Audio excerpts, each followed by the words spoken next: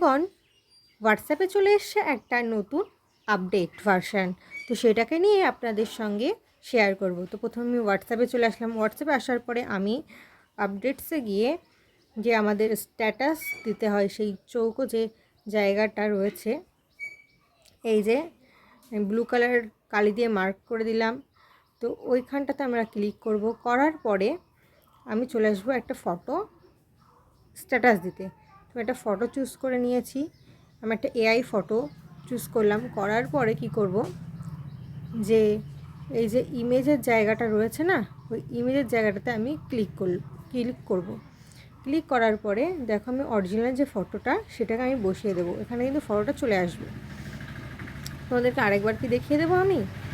তো এই হলো মেন ফটো।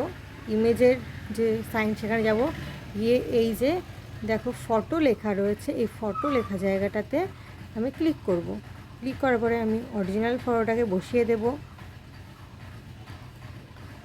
হয়েছে আমার অরিজিনাল ফটো।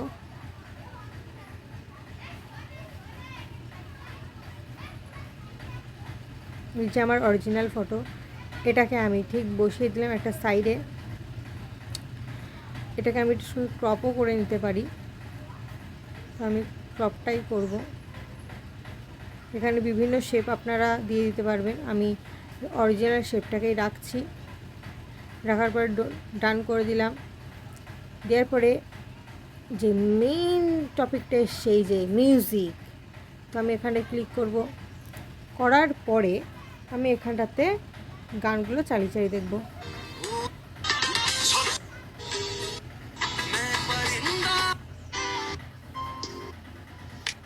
তো আমার একটা গান ভালো লাগছে না,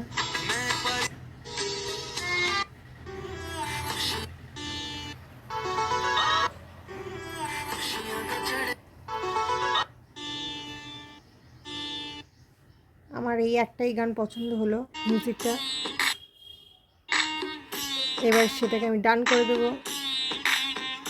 ডান করার পরে আমি কয়েকটা চাইলে ইমেজও বসাতে পারি।